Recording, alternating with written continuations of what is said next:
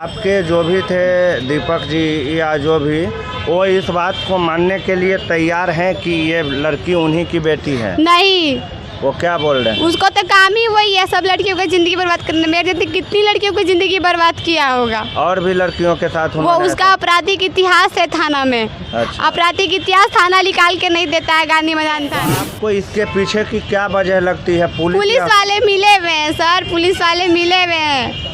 अगर मेरे को किसी से उम्मीद है, बस एक बोलते हैं कि मनीषी भैया से, वही मुझे इंसाफ दिला सकते हैं। रिया को दिल्ली से बिहार लाया गया कि चलो हम तुमको काम देंगे, तुम्हें जॉब देंगे, और ये बोल करके इनको दिल्ली से पटना लाया गया। और पटना में आने के बाद जो इनके साथ ज़िंदगी ने मजाक किया, और यहाँ के जो तमाम प्रशासन या व्यवस्था है उनके द्वारा जो इनके साथ अनदेखी की जा रही है, वही सब दिखाने के लिए हम आए हैं इनके पास। और ये अब खुद से बताएगी कि इनको कैसे कैसे और किस किस ने कितने तकलीफ़ को दिए हैं और कहाँ कहाँ ये गई है, लेकिन न्याय अभी भी बाकी है। अच्छा, मतलब जो आपके वो जो दीपक चंद्रवंशी थे, उनके साथ आपका कैसा रिश्ता था? आपकी शादी हुई थी या ऐसे ही लिव इन रिलेशनशिप में रह रहे थे? नहीं, कहते कि ज़बरदस्ती का रिश्ता, उस तरीके का रिश्ता वो मेरे से रखता था। उसका कहने का मतलब ये था, रखेल बन के रहना और रहो, नहीं तो मत रहो। और मेरा बच्चा भी अबॉर्शन 2 बार करवा दिया, तीसरे बच्चे को बोला रखने के लिए। आपको जब 2 बार बच्चा एबॉर्शन कराया गया तो उस समय पे आपने कोई कंप्लेन नहीं की? एक बार कंप्लेन की थी, सुसाइड करने की कोशिश की थी। आगम कुआं थाना स्टार्टिंग में जो कंप्लेन थी, आगम कुआं थाना ने कंप्लेन नहीं ली। 2 बजे रात को मैं कूदने के लिए गई थी, अखबार में भी छपा था। अच्छा, और हाँ। मुझे सुबह सुबह बोलते हैं ना कि 4 बजे मुझे थाना से ला के घर पे छोड़ दिया गया। कृष्णा भैया थे और ये दीपक चंद्रवंशी था, दोनों ने मिल के मैनेज करके थाना, जो भी थाना वहाँ पे थे ड्यूटी में आगम कुआं में, उन दोनों ने, तीनों ने मिल के मुझे गाड़ी बुक करके मुझे मेरा घर भिजवा दिया गया, जिस टाइम मेरी बेटी पेट में थी।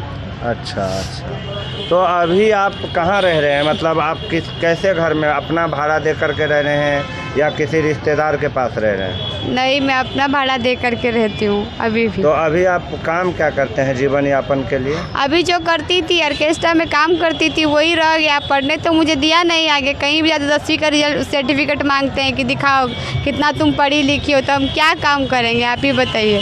देखिए, मीडिया में बहुत ताकत होती है, किसी की दबी आवाज़ को बहुत ज़ोर से सरेआम उठा सकता है मीडिया। आप हमारे चैनल पे है और यहाँ से आप दूसरे मीडिया वाले को भी जो कहना चाहें आपके मामला को उठाने के लिए, वो आप कह सकते हैं। तो क्या संदेश देना चाहेगी, क्या कहना चाहेंगे? आपका तकलीफ तो बहुत ज़्यादा है। इतना ही कहना चाहूँगी कि जितने भी भैया लोग मुझे देख रहे हैं, उसको पकड़वाइए और मेरी बेटी को उसके बाप का अधिकार दिलाइए, उसको इंसाफ दिलाइए। मेरी छोटी सी मासूम सी बेटी है, उसका क्या गलती है? और जो उसने मेरे साथ किया वो तो किया ही किया, पर मेरी बेटी के साथ भी वो वही चीज़ कर रहा है। अच्छा, यहाँ पर जो आप दीपक के साथ कितने साल रहे? 7 साल। तो और उनसे अलग कब से हैं? जब से मेरी बेटी हुई है, जब से मैं उससे अलग हूँ। ये जो बातचीत बिल्कुल नहीं होता है। अच्छा, पहले बराबर मतलब साथ में ही रहते थे? हाँ, बराबर साथ में और रहते। वही ले जाता था आपको ऑर्केस्ट्रा में डांस वगैरह करा? नहीं, वो ऑर्केस्ट्रा में मुझे नहीं लेके जाता डांस कराने, अपने दोस्त के थ्रू भेजता था। अच्छा, वो कभी ऑर्केस्ट्रा में नहीं जाता था। अच्छा अच्छा, दोस्त के साथ भेजता था। तो उनके दोस्त लोग भी आपके साथ कुछ गलत व्यवहार करते थे? मैंने FIR की है, अभी तक उनकी भी कोई भी कहते नहीं कि कोई अरेस्टिंग नहीं, कोई वारंट कुछ भी नहीं निकला। वो लोग करते रहते हैं, अभी तक मेरा पीछा करते हैं। हमारे चैनल के माध्यम से मीडिया का कौन सा चैनल को बुलाना चाहेंगे जो इससे भरोसा हो आपको कि हमारा काम हो जाएगा? मुझे तो, मैं जितना भी चैनल देखा, मुझे तो मनीषी भैया से उम्मीद है कि मनीषी भैया कुछ कर सकते हैं। और कहते हैं कि पुलिस प्रशासन से मैं थक चुकी हूँ। मनीषी भैया मेरी बच्ची को उसके बाप का नाम दिला सकते हैं, उसको जीने का समाज में अधिकार दिला सकते हैं और उसको सज़ा दिला सकते हैं, जितना उसने मेरे साथ आज तक किया है, स्टार्टिंग से लेके अब तक। अभी भी वो कर ही रहा है, अभी भी मेरा पीछा करवा रहा है। बड़े बड़े नारे लगते हैं जब चुनावों का वक्त आता है। नेता लोग नारी के सम्मान में बहुत कसीदे पढ़ते हैं, बड़े बड़े होर्डिंग लगते हैं, बेटी बचाओ बेटी पढ़ाओ। और बड़े बड़े रहते हैं नारे कि बेटी तेरे सम्मान में हम खड़े हैं मैदान में, बहुत नारे लगते हैं। उन नेताओं से क्या कहना चाहेंगे आपके साथ जो ये रंजीत सिंह जो वार्ड पार्षद है, अनीता सिंह जो वार्ड पार्षद है, उनके चुनाव में वो गया हुआ था, उसका वारंट निकला हुआ है, उसको कोई अरेस्टिंग नहीं कर रहा। अभी परसों की फ़ोटो है, मैं आपको दिखा देती हूँ। परसों की बात है, ये देखिए आप सबूत देखिए। परसों की बात है, ये राहुल जो वार्ड पार्षद का चुनाव लग रहा है भोर पोखर से, राहुल यादव जो भी है, उसके साथ भी वो इंसान था। देखिए फ़ोटो, देखिए देखिए, 2 दिन पहले का फ़ोटो है ये। और पुलिस वाले कहते हैं कि पटना में नहीं है, पटना में नहीं है। देखिए, मतलब कुल मिलाकर के पुलिस आपको टार रही है। बिल्कुल टार रही है, बिल्कुल। देखिए 2 दिन पहले का फोटो अगर नहीं सीसीटीवी कैमरे में चेक कीजिए, राहुल यादव अपने साथ उसको घुमा रहा, रंजीत सिंह अपने साथ घुमाता है। अच्छा। और पटना में होते हुए भी जब आप पुलिस के पास जाते हैं तो यहाँ की पुलिस आपको कहती है कि वो पटना में नहीं है। हाँ, यही बोलती है। तो आपको इसके पीछे की क्या वजह लगती है? पुलिस वाले मिले हुए हैं सर, पुलिस वाले मिले हुए हैं। अगर मेरे को किसी से उम्मीद है, बस एक बोलते हैं कि मनीषी भैया से, वही मुझे इंसाफ दिला सकते हैं। अच्छा, और आपके साथ जो भी थे दीपक जी या उनके दोस्त जो भी थे, वो मारपीट भी करते थे? मारपीट भी किए, बहुत कहते। 2 साल तक तो मुझे टॉर्चर करके रखा गया है। पिंजरे में चिड़िया कितनी रहती है, उस तरीके से मुझे रखा गया। कहाँ रखा गया, किस हालत पर रखा गया, मुझे खुद भी नहीं पता कि कौन सी वो जगह थी। तो मैं पुलिस वाले को कैसे दिखाऊं कि यहाँ पे जगह थी, ये पीओ था, यहाँ पे मुझे रखा गया? नहीं, वो जगह का मुझे पता ही नहीं है। आपको कुछ पता ही नहीं चला हम कहाँ रह रहे हैं, कहाँ लाया जा रहा है, कहाँ पहुँचाया जा रहा है? नहीं। तो अब आपके अपने परिवार वाले से बातें होती हैं?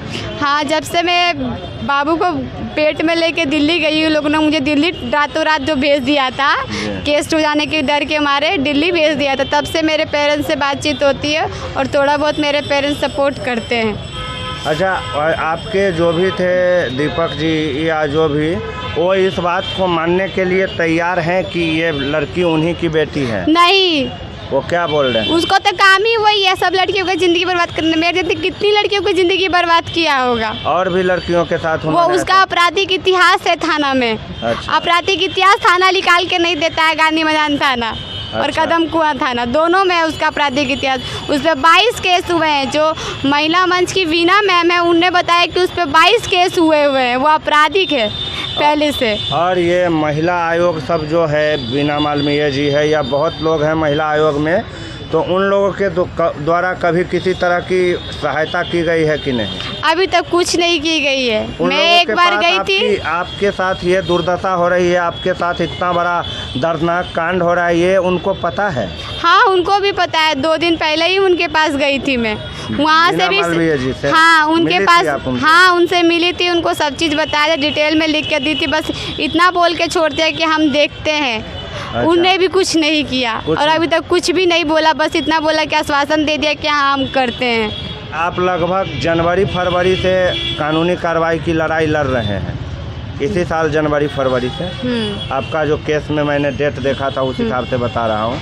और तब से अब तक कितने भी जगह आप गए लेकिन कोई कार्रवाई नहीं? कोई कार्रवाई नहीं, कोई उम्मीद नहीं। अच्छा, अगर आपको बाई चांस प्रशासन इस बात के लिए कहती है कि बच्चे का डीएनए टेस्ट कराया जाएगा, तो आप उसके लिए तैयार होंगे? हाँ सर, मेरे पास कोई प्रूफ ही नहीं है। मेरे पास मेरे बच्चे के अलावा कोई प्रूफ नहीं है। मेरे बच्चे का डीएनए टेस्ट होगा तभी ये प्रूफ हो सकता है कि बच्चा उसका है। वो झूठ बोलता है, हर जगह घूम घूम के बोलता है नचनिया है, नचनिया बजनिया। नचनिया बजनिया तो मुझे खुद उसने बनाया। तो अब आगे क्या प्रोग्राम है, आगे क्या करने वाली है आप?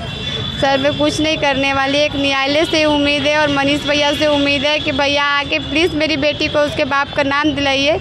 उसका स्कूल में जाने का उम्र होता जा रहा है। स्कूल में जाती हूँ तो बाप पे पूछा था कि तुम्हारे बाप का नाम क्या है, तुम्हारा का पिता कहाँ है, सब चीज़ पूछा जाता है। भैया हाथ जोड़ के रिक्वेस्ट है, भैया मेरी बच्ची को उसके बाप का नाम दिला दीजिए बस। ये जो मासूम सी बच्ची आप देख रहे हैं, इसका इस दुनिया में कोई कसूर नहीं है, इसने किसी का कुछ नहीं बिगाड़ा है, लेकिन वक्त ने इनके साथ और इनके माँ के साथ एक ऐसा खेल खेला है कि आज ये दोनों इस हालात में है कि ना इनको पति का नाम मिल रहा है, ना इस बच्ची को पिता का नाम मिल रहा है।